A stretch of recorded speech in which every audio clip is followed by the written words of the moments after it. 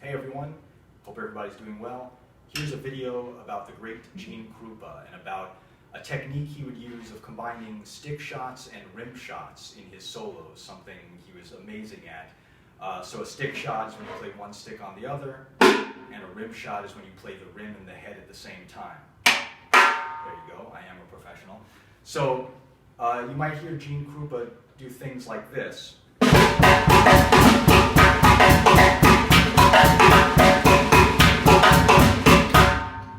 He would just combine these things in these great ways. He just got such a beautiful sound.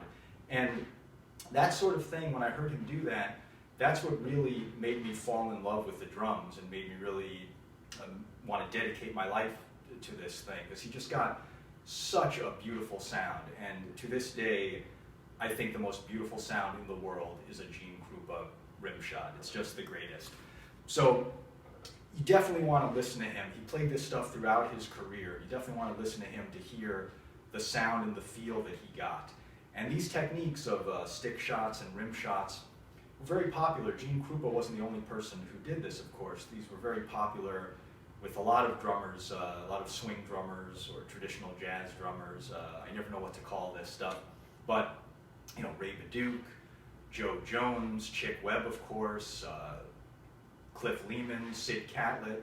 You'll hear a lot of people do these things, but everyone had their own way of doing it. And Gene Krupa, certainly, he did this in a way it didn't sound like anyone else. He really had his own amazing thing with it, and it's just beautiful how he would do this.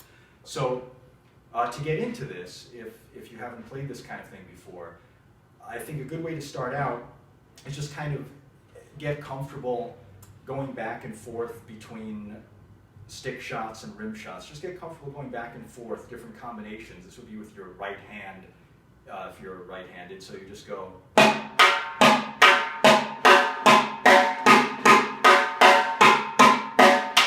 Just get comfortable going back and forth.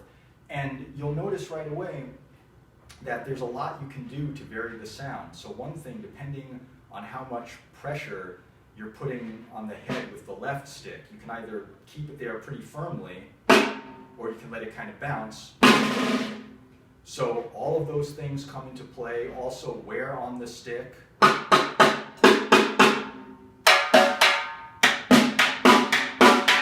where on the head you're playing. These can all make a big difference.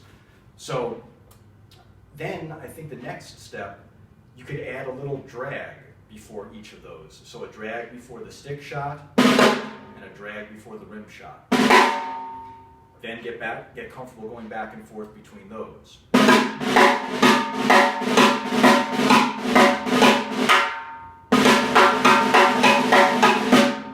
And you can let those drags really just kind of relax. So it starts to become, when you get faster, it almost becomes like a little buzz roll that's going on underneath this whole thing.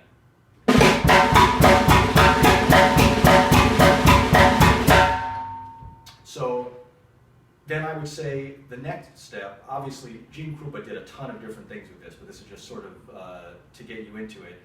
I would say another one would be, you do the same thing, you do a drag and a stick shot, but then play a rim shot right after without playing a drag. So.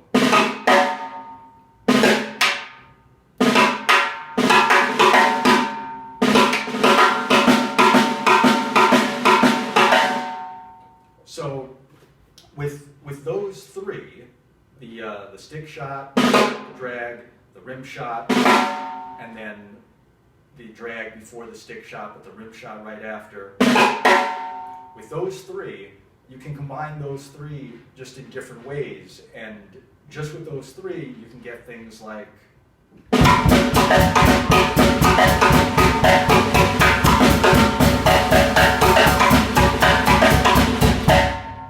so you can really do a lot with just those combinations. And again, really check out the difference between if you're playing it kind of like this, or more here. So all of those things, when you listen to Gene Krupa, you'll hear all the nuances he gets in this, and how he just changes the sound and sort of builds and comes back down by where on the drum he's playing this and where on the stick he's playing it. And another thing I would say is important is the sound of your drum. I think you have some leeway. This will work with a lot of different tunings. Gene Krupa, I would say, usually had what I would call a medium snare drum tuning.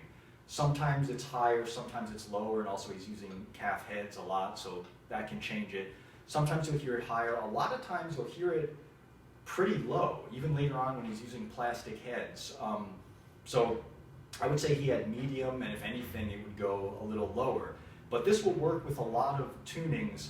If the drum is really, really high-pitched and really tight, I don't think this thing works as well. The rim shots and the stick shots then sound kind of brittle. There's not a lot of body to them, and they can be sort of piercing. And that's the other thing you want to keep in mind with this. You know, these rim shots, you're getting this high-pitched ring, but you never want this to be piercing or abrasive. And again, listen to Gene Krupa just to hear the beautiful sound that he got with this. So you can work on that with how you have your drum tuned and with your touch. The head can make a difference. Obviously, a calfskin head makes it easier to get a warm sound, but you don't need that at all. With the snares, I would say also maybe you don't want to have them super tight. They don't have to be real loose either, but enough so you're getting a little bit of a buzz, so you get a little more body to the sound. And the one thing I would say is, for this kind of effect, you probably don't want to muffle your snare drum at all. In fact, Gene Krupa would always take the mufflers out of his drum.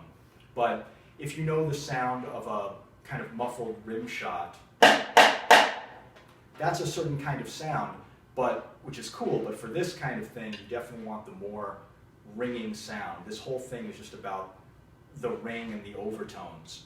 So there you go. Oh, and one thing also that's just interesting, Gene Krupa, when he would play this kind of thing in his solos a lot, you know, he'd always be playing the bass drum in 4, and he'd usually, you know, be playing the hi-hat on 2 and 4 if he's playing time. But when he would go to a solo, what he would often do is play the hi-hat in 4 as well with the bass drum, like this.